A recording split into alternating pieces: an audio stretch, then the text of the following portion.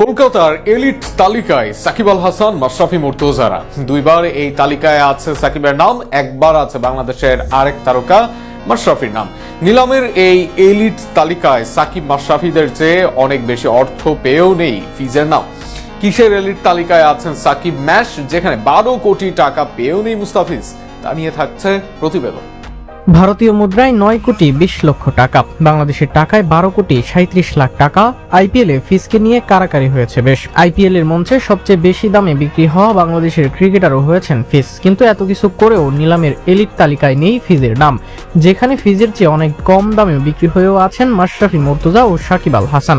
2008 সাল থেকে 2026 19 বছরের নিলামে সরব ছিল কলকাতা নাইট রাইডার্স। প্রতি বছর নিলামে তারা চড়া দামে কিনেছে খেলোয়াড়, আর সেখানে নিলামে কলকাতার বাৎসরিক দামি খেলোয়াড়ের তালিকায় আছেন সাকিব আল হাসান ও মাশরাফি মুর্তজা।